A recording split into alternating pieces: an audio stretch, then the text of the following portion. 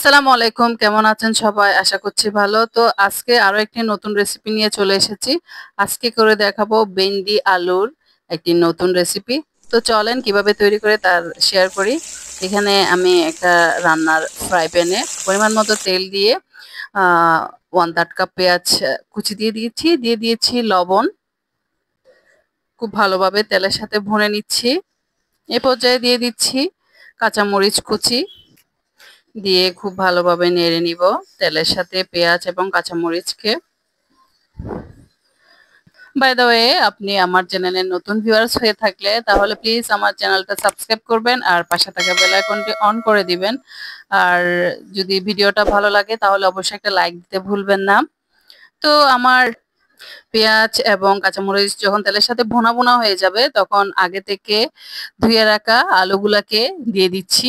দিয়ে খুব ভালোভাবে একটা ছোট কাঠির সাহায্যে নেড়ে নিচ্ছি। এবারে গুঁড়া মশলাগুলো অ্যাড করব। দিয়ে দিচ্ছি 1 টেবিল চামচ হলুদ গুঁড়া এবং হাফ টেবিল চামচ ধনিয়ার গুঁড়া। ব্যাস, এর আর কিছু ইউজ করব না।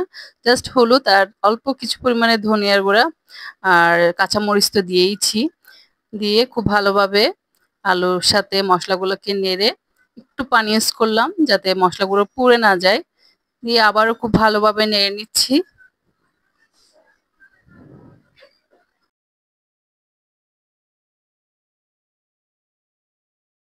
আলুটা সিদ্ধ হওয়ার জন্য এ পর্যায়ে আমি ঢাকনাটা দিয়ে দিলাম। এর কিছু সময় রান্না হওয়ার পর আলুটা যখন 50 to 60% মতো সিদ্ধ হয়ে যাবে তখন আমি আগে থেকে কেটে রাখা ভেন্ডিগুলো দিয়ে দিলাম।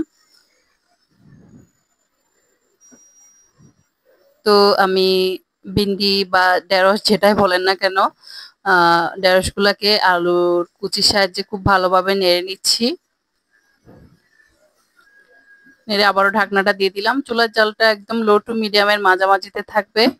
এর মিনিট দেড়েক মতো রান্না হওয়ার পরে আমি সবগুলো আলু ভেন্ডিগুলোকে ছড়িয়ে ছিটিয়ে না রেখে জাস্ট এক জায়গায় রাখবো।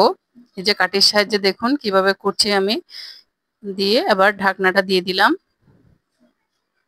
এর কিছু সময় রান্না হওয়ার পরে আমি ঢাকনাটা তুলে আলু ঢেঁড়সগুলোকে নেড়ে নিব।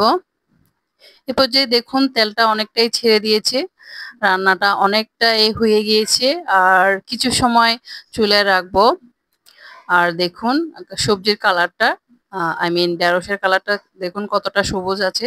এর কারণ হচ্ছে এখানে আমি খুব বেশি পরিমাণে মশলা ইউজ করিনি।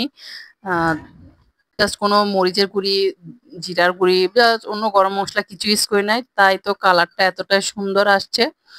তো অনেকেই দেখবেন ভাজিতে অনেক মসলা ইউজ করে, যেটা পার্সোনালি আমার ভালো লাগে না। জাস্ট আমি হালকা মশলায় আমি আজকে আপনাদের এ, আলু এবং ঢেঁড়সের ভাজিটা আপনাদের করে দেখিয়েছি। আশা করছি রেসিপিটা আপনাদের ভালো লেগেছে। আর দেখুন কালারটা কতটা সবুজ এসেছে। এই যে দেখুন চুলার হিটটা সব জায়গায় সমানভাবে সবজির মধ্যে পৌঁছেছে, সেজন্য সবজির কালারটা এতটা সুন্দর এসেছে। আশা করছি আমার আজকের রেসিপিটা আপনার ভালো লেগেছে। এই চচ্চড়ি বা ভাজিটা আহ গরম গরম ভাতের সাথে খেতে কিন্তু দুর্দান্ত লাগে এবং এটি ঝটপট খুব কম সময়ে তৈরি করে নিতে পারেন কোনো ধরনের ঝামেলাবিহীন ভাবে। তো আশা করছি আমার আজকের রেসিপি আপনাদের ভালো লেগেছে। ভালো লাগলে অবশ্যই কমেন্ট বক্সে আমাকে জানাতে ভুলবেন না। আজ এ পর্যন্তই, দেখা হবে অন্য আরেকদিন অন্য কোনো নতুন রেসিপির সাথে। ততক্ষণ পর্যন্ত ভালো থাকবেন, সুস্থ থাকবেন। আল্লাহ হাফেজ।